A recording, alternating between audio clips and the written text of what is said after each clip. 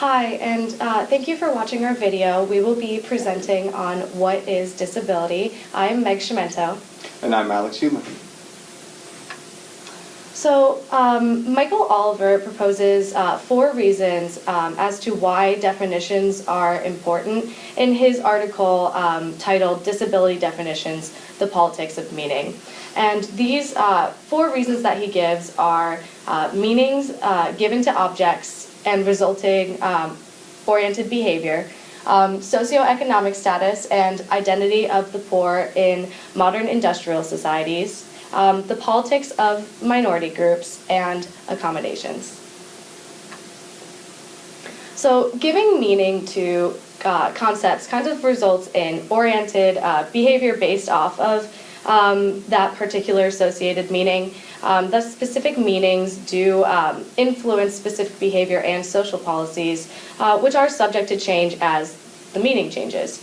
Michael Oliver gives an example of 2 different meanings of disability and how the social policy changes as the meaning of disability changes. So the first example he gives is disability defined as tragedy, where the disabled are viewed as individual victims, and the social policy is geared towards compensating these victims. Whereas disability, when defined as social oppression, kind of you view the disabled in this sense as a collective group. Thus, the social policy is geared towards eliminating social oppression rather than towards compensation. So a problem arises where even though people acknowledge that disability has both individual and social dimensions, observers kind of place the responsibility on the disabled for their problems, denying really that disability may have arisen from social causes in the first place. So impairment is affected by various factors such as diseases, poverty, ignorance, and medical treatment.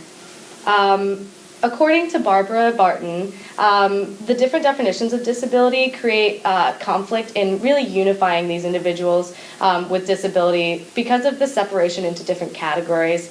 Thus, disabled groups are really fragmented, making it difficult for a large group to band together and share their dissatisfaction with narrow and ignorant social constructs in our current system. So thus, I find it very important to establish a definition of disability that really not only connects the entire community of individuals who identify themselves as disabled, but also carries a meaning that lacks negative connotation and really denounces stigmatized and oppressive behavior. So now that we've suggested the idea that the disabled band together and start combating imagery, we should see how this is done. Michael Oliver calls this group-based advocating the politics of minority groups. In Oliver's eyes, the disabled should use this group-based tactics to combat negative or old definitions that have existed in our society for a very long time in order to achieve a better image. He refers to the civil rights movement and the women's suffrage movement as 2 moments where 2 distinct subgroups use such group-based advocating to achieve a more positive image. In combating negative imagery for a more positive one, and the changes in society that begin there, greater changes within the government begin as well, and this comes in the form of accommodations.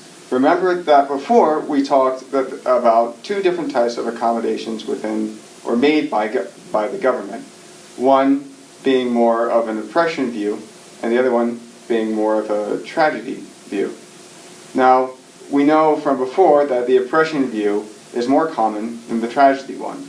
However, by combating negative imagery and for a more positive imagery that society may be the cause of the problems that the individual experiences, the government policy can then direct itself not at the desegregating disability, but more of finding ways to integrate the disabled into society.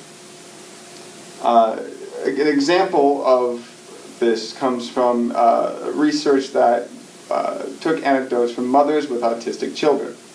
The mothers stated that they perceived that the need for support and assistance from the government was necessary, but the existing support that was made by policy did not go far enough. Again, just because policies are targeted towards specific disability doesn't mean that that policy combats ignorance or negative attitudes. Definitions are really important to disability. As we've shown, it can affect meanings can affect behavior. Meanings can affect how we perceive disability in our society from an economic standpoint. We've learned that to combat this, the disabled must band together and start advocating for themselves, and in doing so, achieve a more positive image. A more positive image results in a better understanding of disability, and that better understanding can lead to more accommodations that are suited towards those with disability. Thank you very much. Thank you very much.